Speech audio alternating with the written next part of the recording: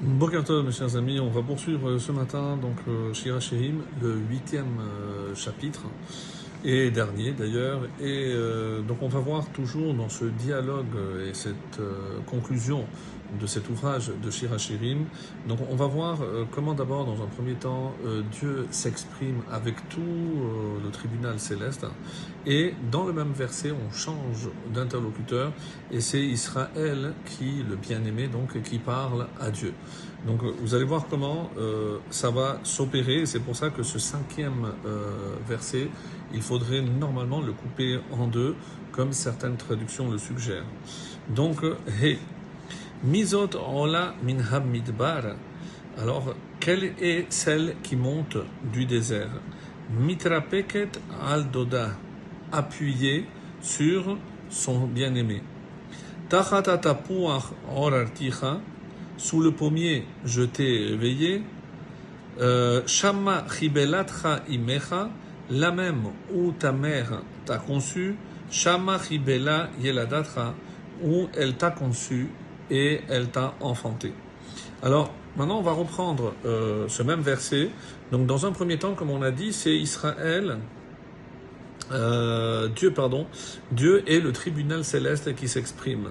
Comme elle est méritante, celle qui monte du désert, cette nation qui monte du désert, je rappelle, c'est évidemment une allusion à la sortie d'Égypte. Et pourquoi appuyer sur son bien-aimé? D'après le commentaire de Rashi, portant la Torah, et avec la Torah, c'est aussi la présence divine, puisque là se trouve le Aaron, l'arche sainte, se trouve aussi la Shekhina, donc la présence divine. Donc, et c'est comme ça, et à travers uniquement la Torah et la présence divine qui en découle, que son bien-aimé peut rester attaché à Kadosh Baruch Hu, que la bien-aimée, puisque dans la métaphore de Shir HaShirim, la Knesset Israël, l'assemblée d'Israël est au féminin, alors que le bien-aimé désigne le Boré Olam, le créateur du monde.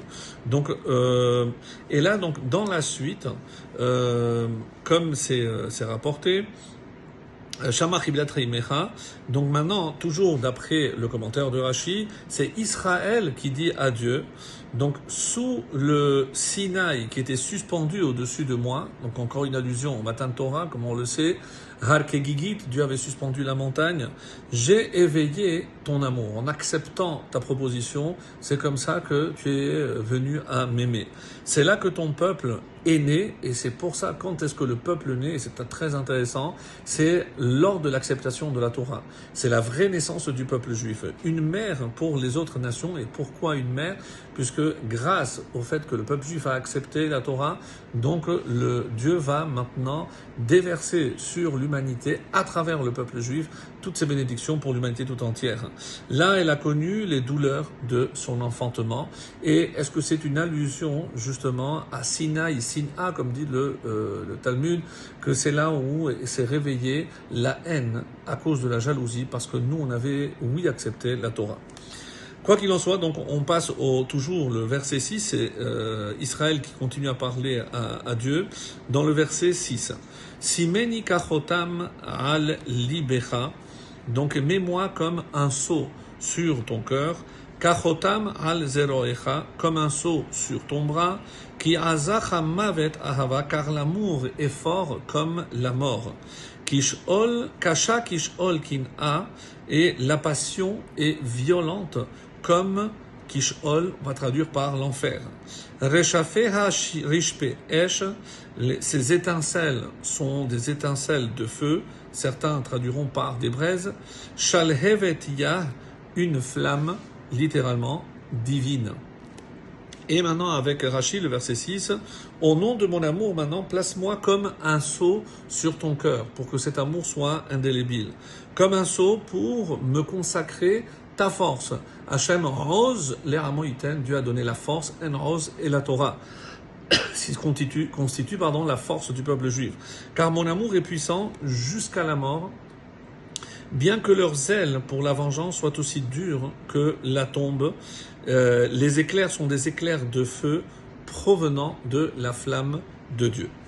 Alors, maintenant le verset 7.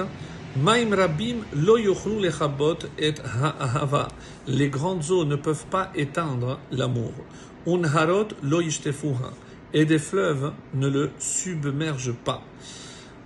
Imiten ishet kol hon beto ba'ahava, si quelqu'un offrait tout son bien pour l'amour, boz yabuzulo, on le traiterait avec mépris.